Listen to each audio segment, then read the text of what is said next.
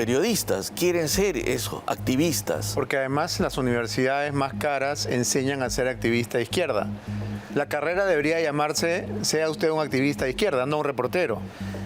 Conmigo se enojan en las universidades cuando yo opino y digo que los padres de familia están gastando su dinero para que a sus hijos, que ellos los envían para que sean profesionales, los conviertan en activistas de izquierda, sea cual fuere la carrera que enseñan. Y es cierto. Y eso es lo que ocurre. Y ocurre hace décadas, porque ya cuando yo estudiaba ya ocurría. Ya ocurre. Y estamos hablando de hace un montón de tiempo. Y la universidad, por definición, es pluralidad de ideas, intercambio de conocimiento. Y no estamos hablando de la Cantuta o de la Universidad San Cristóbal de Huamanga. Estamos hablando de la Universidad de Lima, de la Universidad del Pacífico, de la UPC, de las universidades pitucas, claro. ¿no? Sí. ¿De cuál más decías? La católica. Ah, pero esa es la que se lleva, se lleva la medalla de oro. Exactamente. ¿No? Así es.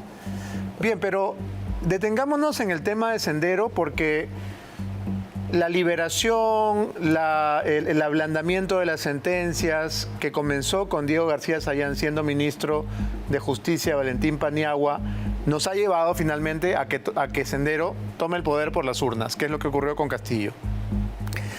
Ahí estás tocando un punto bien importante, ¿ya? Algún tonto le he escuchado por ahí decir, ¿para qué un libro sobre Toledo si Toledo ya está en la cárcel? Entonces digo, eso se llama ignorancia, porque la historia hay que mirarla en el tiempo.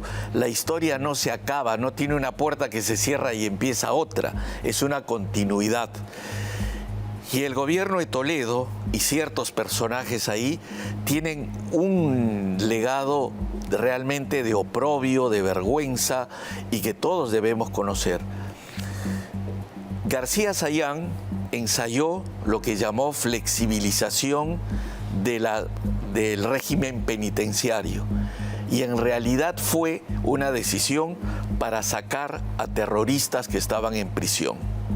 Luego él y toda esa corte izquierdosa que tenía Toledo, Gorriti, Gino Costa y demás, plantearon que lo que había que hacer es que el Perú se allane y que se revisen todas las condenas a los cabecillas terroristas que estaban con cadena perpetua y les quitaron la cadena perpetua.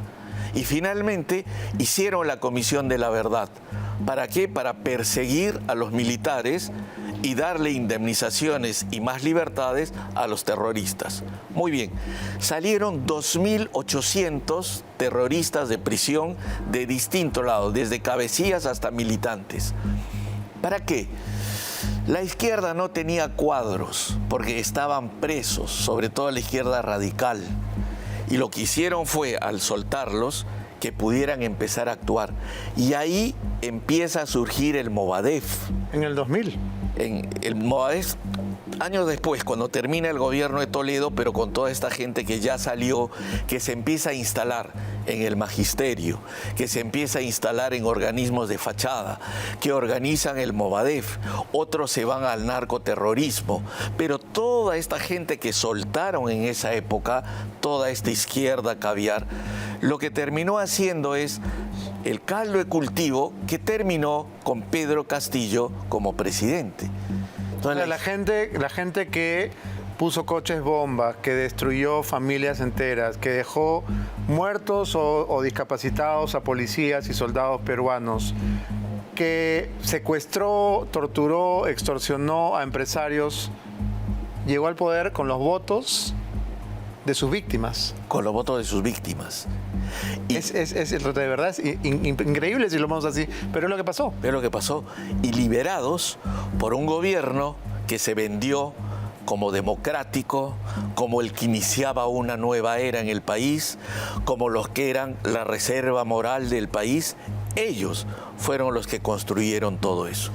Y todos los que caímos en el cuento de la Comisión de la Verdad y Reconciliación, del Museo de la Memoria, ¿no? Realmente hemos terminado también mordiendo el anzuelo, porque toda esa construcción ha sido obra de esta gente que lo que tenía era un plan de poner de nuevo a la izquierda radical en el poder.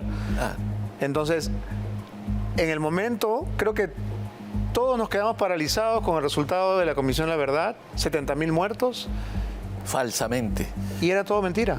Todo mentira. Era la Comisión de la Mentira. Pero en ese momento, si uno decía, yo me atreví a algunas críticas y Dios, se te venían encima, eras un réprobo. Quizá pensaron que la historia, como son un poco faltos de cultura, que la historia es la misma siempre, no, gira. Entonces hoy estamos descubriendo, la Comisión de la Verdad fue una gran mentira, pero eso sí, tuvieron unos sueldos excelentes, una gran cantidad de presupuesto y todo lo demás. Quiero citar una frase de Gustavo Gorriti sobre Alejandro Toledo, ¿no? Él hace un balance de lo que ha significado Toledo para el Perú y dice que hecha la suma y la resta, Toledo es un excelente líder de la oposición democrática en la lucha contra la dictadura.